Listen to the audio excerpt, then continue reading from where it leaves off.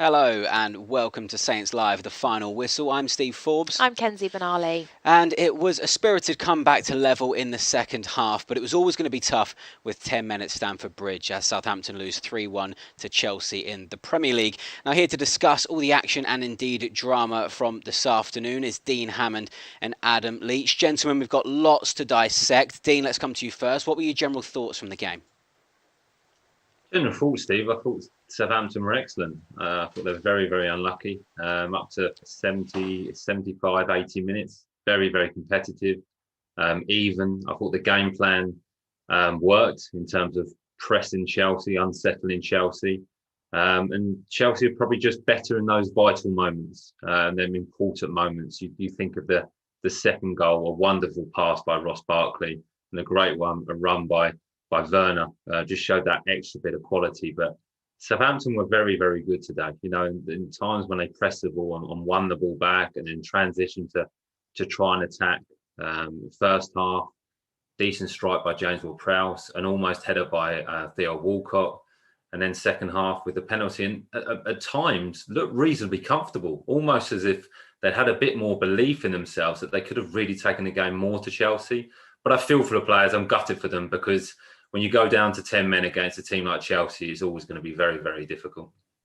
Yeah, Adam, I mean, it is disappointing to lose 2 on the bounce, but we certainly can't accuse the players of not giving Chelsea a game for much of that match.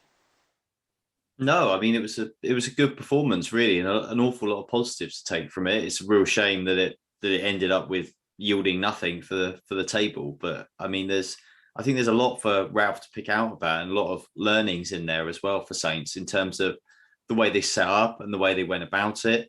The change that Ralph made at half time, which was really crucial. I mean, if you were being completely honest, Saints did ride their luck a little bit in the first half. They could have been behind. Maybe they should have been behind, but they weren't. And the change made a huge difference. It really caused Chelsea a lot of issues.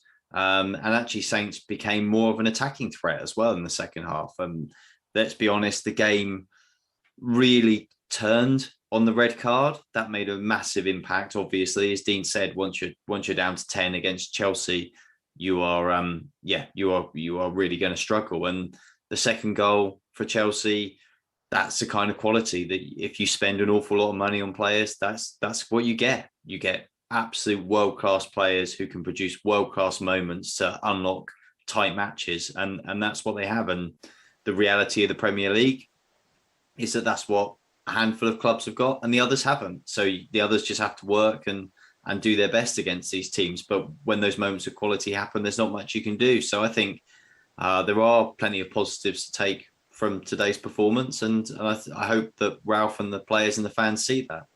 Well, Dean, let's start from the beginning, shall we then? Saints obviously went in 1-0 down at the break, but how would you assess the first half overall? Well, I think like Adam's just touched on moments, Southampton rode their luck with the VAR decisions and the disallowed goals, but I think both were rightly disallowed. But in general play, Southampton against Chelsea, there wasn't much between the teams. There really, really wasn't in terms of the quality of passing, the quality of the organisation, the quality of the press from Southampton was excellent. But it's just those vital moments in both boxes, I think, are costing Southampton at the moment. An example of that is the first goal. I think it's just a lack of communication and a lack of concentration, really. I think Chalaban wouldn't have had a designated marker, put it that way. He wouldn't have expected him to maybe come up from set pieces. And when that's happening, as an individual, you've just got to see that and communicate to your teammates for someone to pick him up. He's kind of had a free run behind James Ward-Prowse. And then moments are really, really important. But I thought Southampton were pretty good.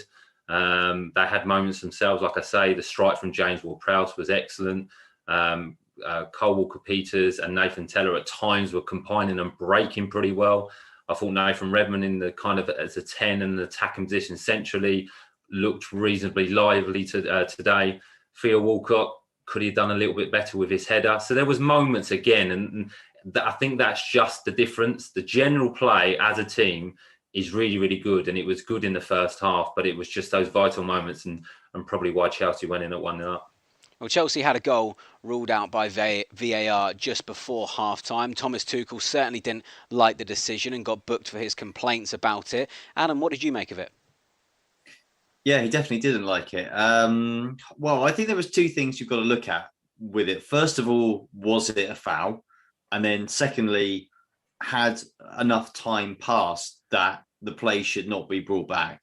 I think on the first of those questions, was it a foul? Yes, it was a foul. It was one of those, it's slightly soft, but it's a foul, and simple as that. Then you say, okay, with the rules as they currently are, has enough time passed? I think that the technicalities, has the defence had a chance to reset? I think you'd probably argue that they did, because there was two crosses that came into the box subsequently, and the one that led to the disallowed goal, it was appalling defending from Saints, because they had all the time in the world to deliver the cross that the Werner put home. However, if it's for me personally, it shouldn't stand, because it was a foul and it did lead to a goal. I wonder if Tuchel's response is more that actually in the technicality of the rules, it was probably fairly borderline, I would say. So Saints, I think it was the right decision for me, but it was borderline enough that you could understand why Chelsea would be annoyed. And I think had it been the other way around, I think Ralph would have been similarly annoyed had that been disallowed for Saints as well. Well, it certainly felt like a real turning point in the match, didn't it, Dean? What did you make of that VAR decision to rule out Werner's header? Well, I agree with everything Adam said there. I think it's definitely a disallowed goal. I think it's a foul on Kyle Walker-Peters to start with. I think he catches his ankle as Kyle Walker-Peters is trying to protect the ball and turn. One, you could question mark why McCarthy was trying to play out at that point when the team wasn't set and Kyle Walker-Peters was under pressure. And I actually thought the goal was going to get disallowed for a second foul on Livramento at the back post when Lukaku was climbing all over him. I thought that's what the Southampton players were complaining about. So there's two moments within the move that you think, okay, there's two fouls there, the goal could be disallowed. But also, Adam makes a great point. Even though there's two fouls there, Southampton have not reacted particularly well. There was a chance where I think Livramento's on the floor. I think Cole Walker-Peters or Oriol Romeu could have got out to the ball and pressed across and didn't. Kind of laboured a little bit and allowed the cross to come in. And then Werner, you wouldn't expect him really to outjump Salisu in that moment to get a good header on and score the goal. So there's a little bit of luck with it, but I think it's a foul on Cole Walker-Peters, so the goal should be disallowed. Well, VAR didn't need to get involved in the decision to award Saints a penalty in the second half. Adam, what was your view on the challenge by Chilwell on Livramento? Because it looks stonewall to me. Oh, it's as nailed on a penalty as exists in the world. You can't get more of a penalty than that. I mean, when you see a Premier League footballer not even argue with the referee when a penalty is awarded, you know how stonewall it is as a penalty. It just all happened a bit too quick for Chilwell, given his positioning, and I think he just panicked, felt that he needed to jump in without really, I don't think, any real prospect of ever getting anywhere near the ball.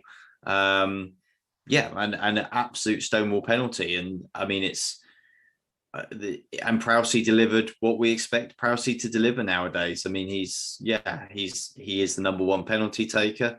We know in the past perhaps the penalties haven't always gone his way, but he's got the extra maturity now. I think he knows what he's doing when he steps up to take the penalties now. And we saw the goalkeeper jumping around on the goal line. I never quite get that, because that rarely seems to be a tactic that I've ever seen work. And it certainly didn't. Perhaps he just kept his eye on where he was going to put it and buried it. So yeah, and probably at that point, even though Saints had ridden their luck in the first half, for the second half performance, that was well deserved. They deserved to have scored in the second half. So I think it was kind of justice, really.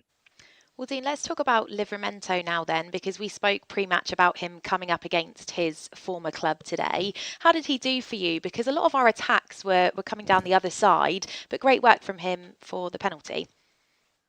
Yeah, I thought he was quiet first half, quiet as he's been all season, but I think that was down to the attacking threat of Chilwell. I think there was moments that in previous games, when it hasn't been against his previous club, There was moments where he headed it today, and other times he would have brought it down his chest and then tried to keep possession or go on one of the long runs that he goes on.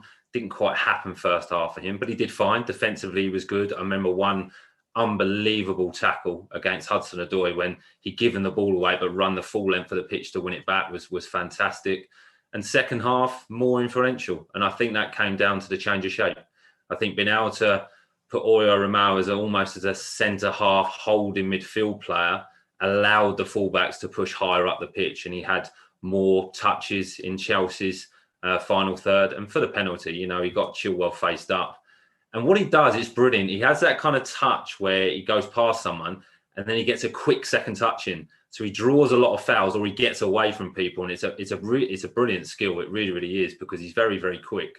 So yeah, he did fine today, but he had a good test against Chilwell. I thought that was an enjoyable battle. Them two played very, very well today.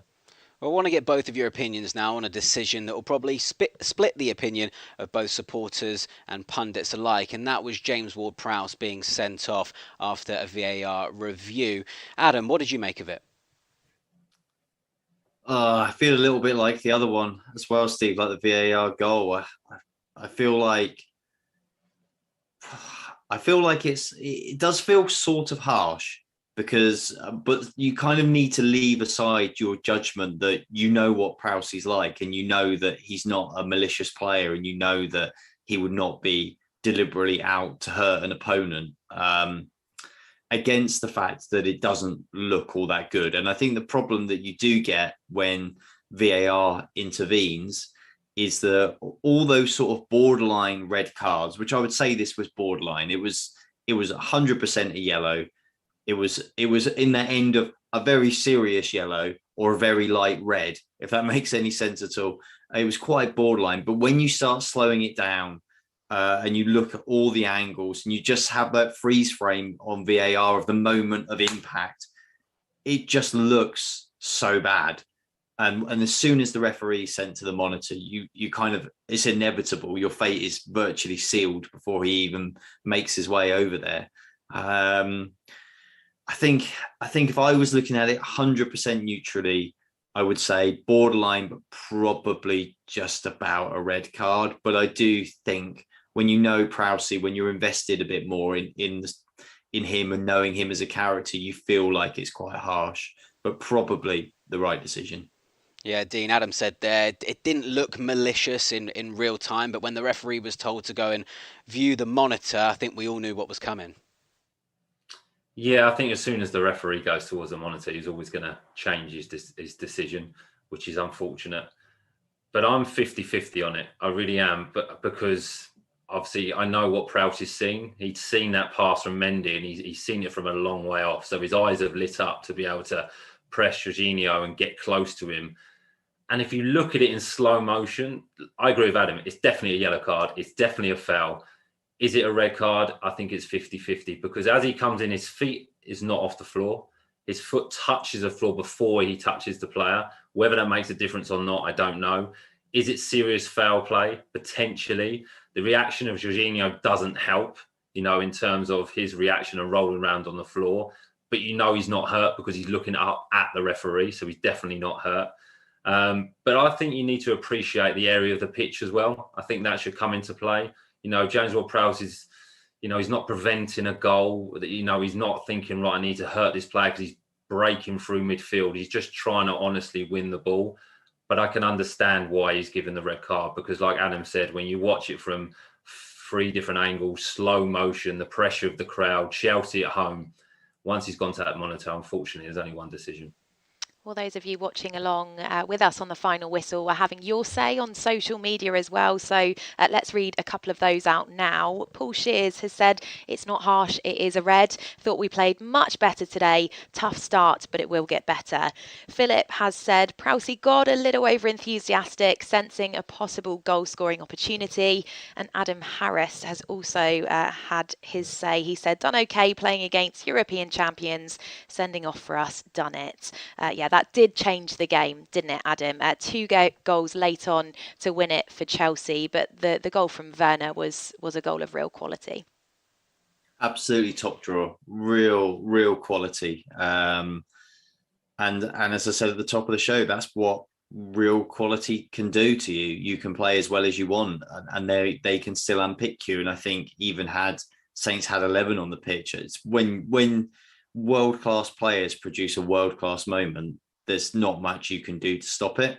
You can have the best setup you want. You can be as determined, as disciplined, as organized as you want.